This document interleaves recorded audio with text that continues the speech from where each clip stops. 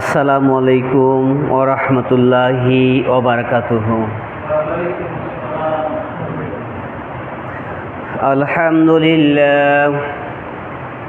আলহামদুলিল্লাহি নাহমাদুহু ওয়া নাস্তাঈনুহু ওয়া নাস্তাগফিরুহু ওয়া নু'মিনু বিহি ওয়া নাতাওয়াক্কালু আলাইহি ونعوذ بالله من شرور أنفسنا ومن سيئات أعمالنا من يهده الله فلا مضل له ومن يضلله فلا هادي له ونشهد أن لا إله إلا الله وحده لا شريك له ونشهد أن سندنا وحبيبنا وطبيبنا وشفيعنا ومولانا محمدا عبده ورسوله أما بعد فقد قال الله تعالى في شأن كلامه المجيد وفرقانه الحميد সবাই পড়ি فأعوذ بالله من الشيطان الرجيم بسم الله الرحمن الرحيم إن الله غفور رحيم صدق الله العلي العظيم وصدقة نبي رسوله الكريم الحمد لله সমস্ত প্রশংসা, সমস্ত সিত্তাসানা, সমস্ত শুকরিয়া, সমস্ত গুণগান সে আল্লাহ তাআলার জন্য, যে আল্লাহ পাক রব্বুল আলামিন আমাদের মতো গুনাহগার বান্দাদেরকে কবুল করে তার ভালোবাসা দিয়ে, তার মহব্বত দিয়ে পবিত্র মসজিদ পর্যন্ত আসার তৌফিক দান করেছেন। সেই আল্লাহ তাআলার শুকরিয়া আদায় করে সবাই বলি আলহামদুলিল্লাহ। লক্ষ্য করি দরুদ ও সালাম পেশ করি সেই রাসূলের প্রতি, যিনি আমার আপনার সকলের রাসূল, বিশ্বজাহানের নবী, খতামান নাবিয়িন, সাইয়্যিদুল মুরসালিন, দুলাল আমিন আহমদ মুস্তফা, মুহাম্মদ মুস্তফা। সবাই বলি সাল্লাল্লাহু আলাইহি ওয়াসাল্লাম। মহাগ্রন্থ আল কুরআনুল কারীমের মধ্যে বহু জায়গায় আল্লাহ পাক রব্বুল আলামিন ইরশাদ করেছেন। কি বলেছেন? ইন্নাল্লাহা গফুরুর রহিম, নিশ্চয়ই আমি বান্দার জন্য কি ক্ষমাশীল, আমি বান্দার জন্য ক্ষমাকারী। সেই আল্লাহ পাক রব্বুল আলামিনের দরবারে আমরা লাখ কোটি শুকরিয়া আদায় করি যে আমাদের মতো নাখাস্তা গুনাহগার বান্দাদের জন্য আল্লাহ পাক রব্বুল আলামিন এতটুকু সুযোগ দান করেছে, যে সুযোগটা আসলে আমরা পাওয়ার যোগ্য নয়। সেই সুযোগ পাওয়ার সুবাদে আল্লাহ তাআলা শুকরিয়া আদায় করে একটু জোরে বলি সবাই আলহামদুলিল্লাহ। আল্লাহ পাক রব্বুল আলামিন আমাকে আপনাকে সৃষ্টি করেছেন অত্যন্ত মহব্বত করে, অত্যন্ত ভালোবাসা দিয়ে। এত ভালোবাসা পৃথিবীর আর কারোর জন্য আল্লাহ পাক রব্বুল আলামিনের কাছে নেই। যে ভালোবাসা উম্মতি মুহাম্মদের জন্য আল্লাহ পাক রব্বুল আলামিন রেখেছেন, তার প্রমাণ হচ্ছে আজকে আমাদের প্রতি যে 5 ওয়াক্ত নামাজ ফরজ ছিল, ফজরের নামাজের কথা যদি বলি যে আমরা ফজরের নামাজ কয়জন পড়েছি, অনেকেই হাত উঠালেও উঠাবেন লজ্জায়। তার কারণ আমি এমন একজন ব্যক্তি আর ফজরের নামাজটা পড়ি নাই, এই কথা যদি মানুষে জানে, আমি তো মানুষের সামনে লজ্জায় মুখ দেখাইতে পারবো না। অতএব হুজুর যখন বলেই ফেলিছে, সম্মানের খাতিরে হলে একটু হাত উঠায় দেখাই। অথচ আল্লাহ পাক রব্বুল আলামিন এরপরেও দেখেন, ইচ্ছা করলে আমাদের সকালে খানাটা বন্ধ করে দিতে পারতেন, পারতেন না? কিন্তু তিনি খানা বন্ধ করেন নাই। আল্লাহর হুকুম পালন করলাম না, আল্লাহর হুকুম পালন করে ফজরের নামাজটা পড়লাম না। অথচ আল্লাহ যদি বলে যে বান্দা তুমি আমার কাজ করলা না, তুমি আমার হুকুম মানো নাই, আমি তোমার খাবারটা বন্ধ করে দিই আজকে, আল্লাহ ইচ্ছে করলেই কিন্তু দিতে পারতেন। পারতেন কিনা বলেন? দিতে পারতেন, কিন্তু এরপরেও খানা বন্ধ করে দেন নাই। তিনি হচ্ছেন ইন্নাল্লাহা গফুরুর রহিম। আমরা ইহজগতের এই হিসাব যদি মিলাইতে চাই, আমাদের জীবন শেষ হয়ে যাবে, নির্বিশেষ হয়ে যাবে। আমরা এই হিসাব মিলাই শেষ করতে পারবো না। কাল কিয়ামতেও যদি একটু খেয়াল করি, দেখা গেছে যে বান্দাকে বলবে যে বান্দা তুমি জাহান্নামের দিকে চলে যাও, আমার হুকুম মানো নাই, আমার হুকুম মানো নাই, আমার কথা মতো চলো নাই, জাহান্নামের দিকে চলে যাও। ইজহাব রাইতি ইলাল জাহান্নাম। বান্দার যখন এই কথা বলবে, তখন বান্দা, আমরা এই যে যখন চোর ডাকাত ধরি তখন টেনে নিয়ে যায়, তখন কি সোজাসুজি যেতে চায় নাকি? একটু পিছনে টানা হেঁচড়া করে, কাঁচুমুচু করে, বুঝায় যে আমি যেতে চাচ্ছি না। আল্লাহর এজলাসে আমরাও তো ঠিক এইরকমই অপরাধী। আমাদের জন্য জাহান্নাম ফায়সালা হয়ে গেছে, জাহান্নামের দিকে আমাদেরকে নিয়ে চলে যাচ্ছে ফেরেশতাগণ, টেনে টেনে টেনে হেঁচড়ে আমাদেরকে নিয়ে চলে যাচ্ছে। ওই বান্দা যখন আল্লাহ পাক রব্বুল আলামিনের মুখের দিকে ফিরে ফিরে চাইবে,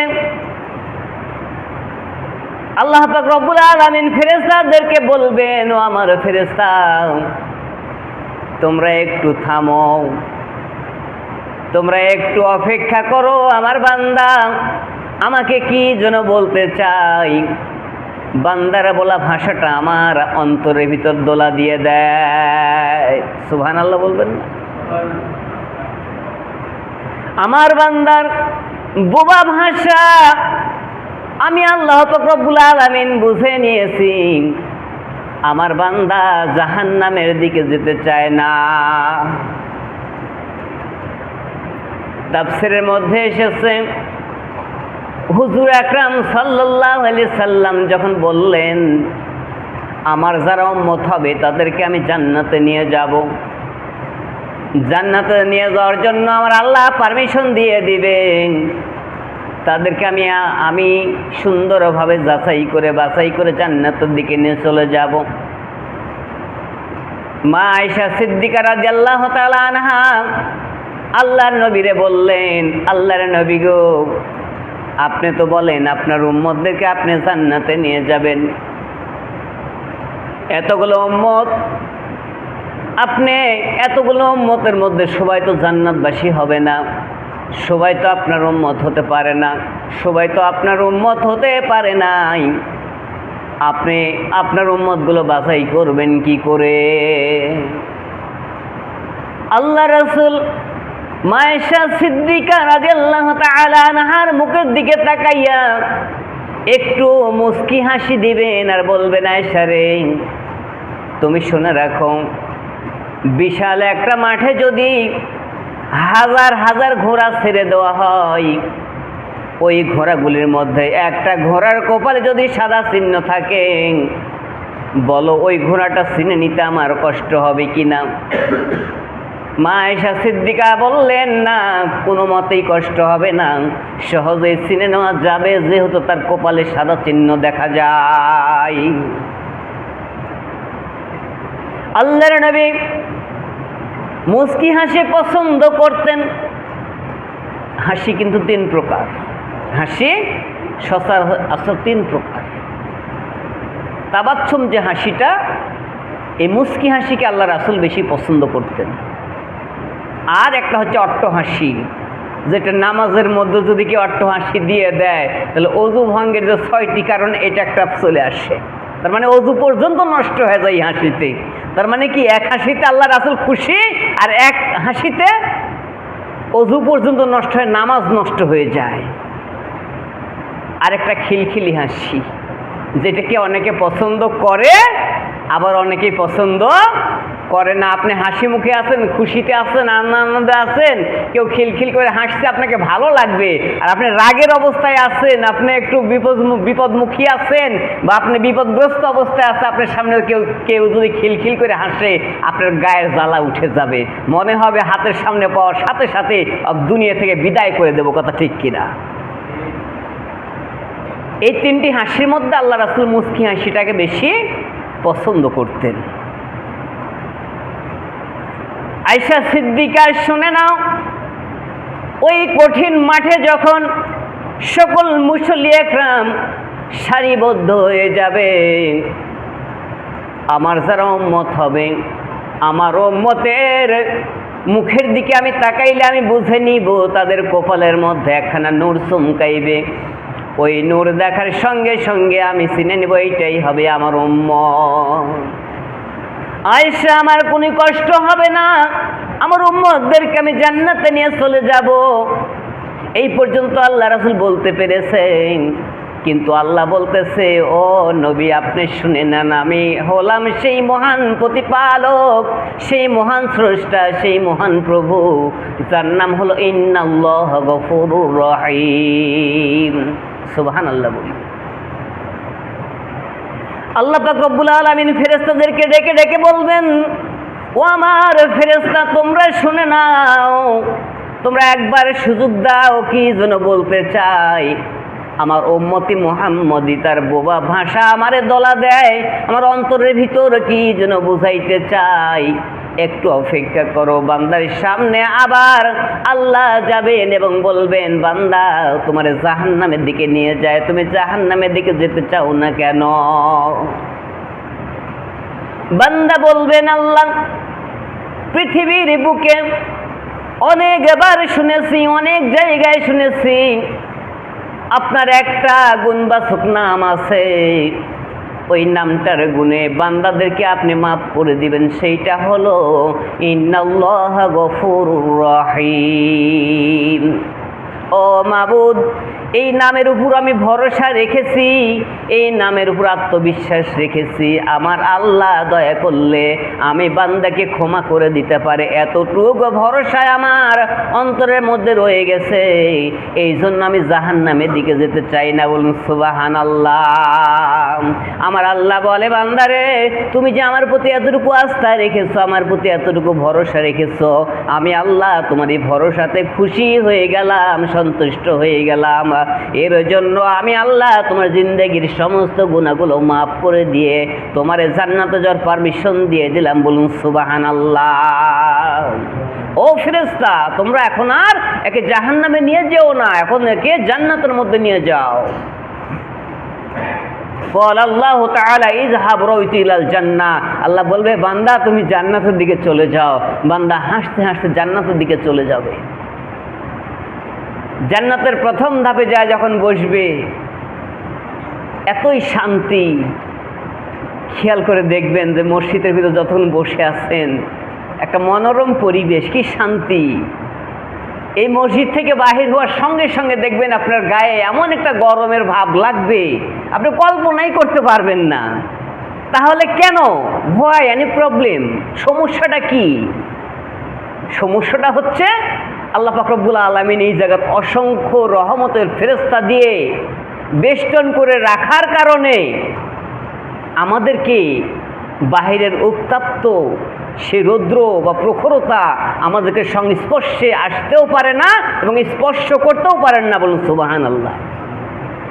যার কারণে দেখবেন এত সুন্দর কথা হচ্ছে, উপরে ফ্যান চলছে, এমনি এমনি অনেক ব্যক্তিরা ঘুমায় পড়ে, দেখবেন এরকম বসে আছে, ঝিমাচ্ছে, হয় না এমনটা? এটা কেন হয়?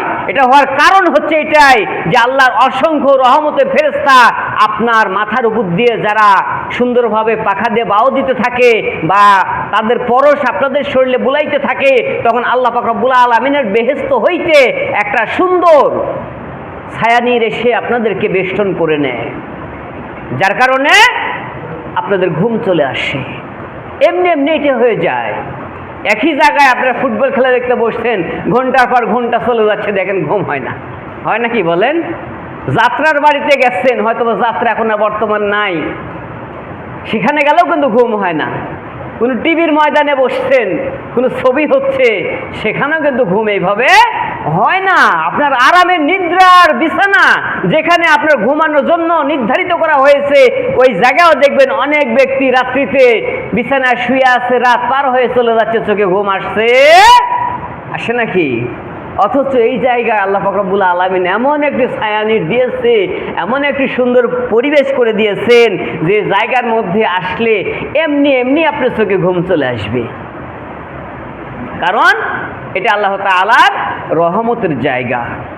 এই জায়গাতে আল্লাহ পাক রব্বুল আলামিন রহমত দান করে রেখেছেন, যার কারণে এই জায়গায় আসলে বান্দাদেরকে এমনি এমনি ঘুম চলে আসে। প্যারা হাজিরিন, আল্লাহ পাক রব্বুল আলামিন ওই বান্দার দিকে তাকিয়ে আবার বলবেন, হে বান্দা, তুমি ওখানে বসে পড়লে কেন? ফেরেশতারা বলবে যে আপনি এখানে বসলেন কেন? ফেরেশতারা গান গাইতে শুরু করবে, আহলান সাহলান আহলান সাহলান, আপনার প্রতি শান্তি বর্ষিত হোক, আপনার প্রতি শান্তি আসুক, আপনার প্রতি সুসম্মান আসুক, আপনার প্রতি মর্যাদা আসুক, আপনাকে সম্মানিত করা হয়েছে, আপনাকে সম্মাননা দিয়ে আমরা নিয়ে যাচ্ছি, এইটা আপনার স্থান নাই, সামনে আরও ভালো ভালো জায়গা আছে, সেই জায়গায় আপনি চলুন, তো দেখবেন যে আপনার জন্য আল্লাহ পাক রব্বুল আলামিন কত সুন্দর জায়গা তৈরি করে রেখে দিয়েছে। বলুন সুবহানাল্লাহ। সামান্য একটু জায়গাতে যে তারা বসে পড়বে এবং মনে করবে এটাই সবচেয়ে শান্তির জায়গা, এর চাইতে ভালো জায়গা আর কি হতে পারে? এর চাইতে ভালো জায়গা হওয়া কি সম্ভব?